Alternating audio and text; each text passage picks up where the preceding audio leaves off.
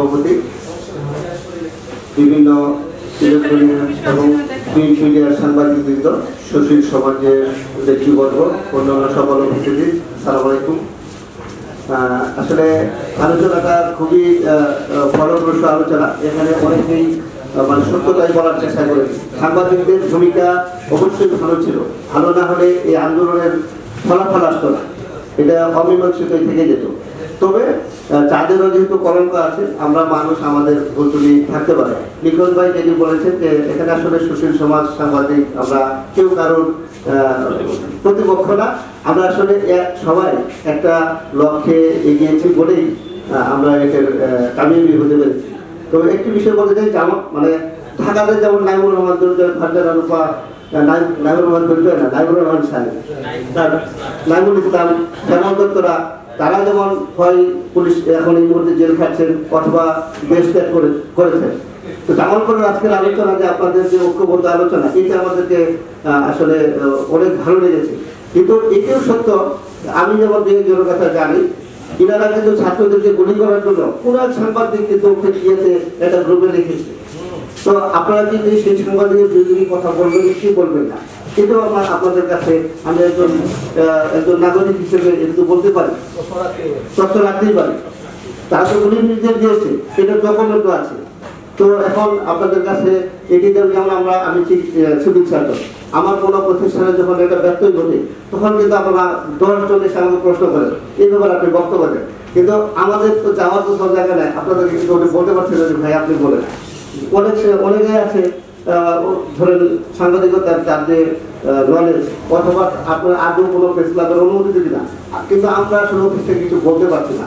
তো আপনাদের কাছে আমাদের যেটা আমি স্বাস্থ্য বিভাগের পক্ষ থেকে যেটি দাবি, আপনারা যারা দায়িত্বশীল ব্যক্তি আছেন তারা তো কথা বলেনি, কিন্তু আমরা ওই সমস্ত জায়গায় কি করতে পারি, আজকের এটা বুঝেছে না, আপনারা নিজেরা বসবেন, আমাদেরও কিছু সহযোগিতা ওই দিক দিয়ে আমরা পেতে চাই। তো আসলে আজকের আলোচনায় জুলাই যারা শহীদ হয়েছেন তাদেরকে শ্রদ্ধা ভরে স্মরণ করছি, যারা আহত হয়েছেন তাদেরকে শ্রদ্ধা ভরে স্মরণ করি।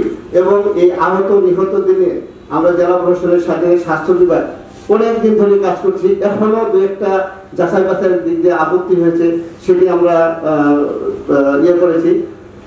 রোধকরণ করেছি। এবং এইখানে এই কাজটি করতে গিয়ে সাংবাদিক ভাইয়েরা আমাদেরকে চরমভাবে মানে অনেক সহযোগিতা করেছেন, না হলে এটির মধ্যে আমাদের ভুল ত্রুটি থাকতো। তো এটি আপনাদের সহযোগিতা দেখে, আপনাদের সহযোগিতা সবসময়ই পাই। আপনাদের সবার সহযোগিতার মাধ্যমে আমি যেহেতু স্বাস্থ্য বিভাগের কাজ করি, স্বাস্থ্য বিভাগের জামালপুর জেলাতে আমরা এই জন আকাঙ্ক্ষার সাথে তাল মিলিয়ে আমরা ভালো কিছু করতে চাই। এর জন্য আপনাদের কাছে আমার অনেক দাবি এবং সহযোগিতা চাই। তো সবার সুস্বাস্থ্য কামনা করে আমি আমার কথা শেষ করছি। আসসালামু আলাইকুম। করেছিলাম না আমরা জামালপুরে তখনকার কি অবস্থা ছিল, জামালপুরের একটা সুন্দর চিত্র আমাদের চোখের সামনে ভেসে উঠেছে। আমরা সুশীল সমাজের প্রতিনিধি যারা আছেন তাদের কাছ থেকে, বিভিন্ন রাজনৈতিক দলের সদস্যবৃন্দ যারা আছেন, এরপরে শিক্ষক মহোদয় আছেন, উনি সুন্দর করে ওনার আবেগের জায়গা থেকে বিষয়টা ব্যাখ্যা করেছেন। আমরা দেখেছি যে এই পেশাগত দায়িত্ব পালন করতে গিয়ে পুলিশের সাথে আমাদের সাথে সবচেয়ে বেশি আমরা যাদের মাঠে পাই সেটা হচ্ছে সাংবাদিকদের। আমরা একটা সিকিউরিটি, ওয়ান লেয়ার সিকিউরিটি নিয়ে আমরা পেশাগত দায়িত্ব পালন করি।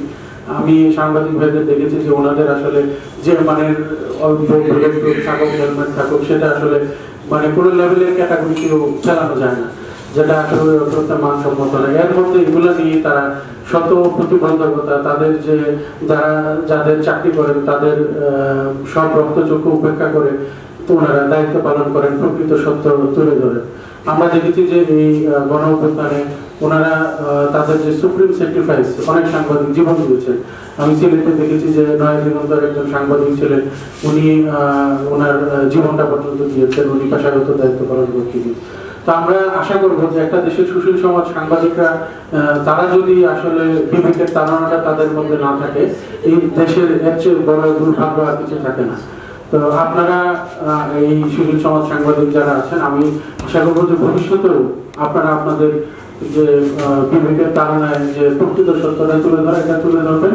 আমি সকলকে শুভেচ্ছা জানিয়ে আমার সংক্ষিপ্ত বক্তব্য শেষ করছি। ধন্যবাদ সবাই।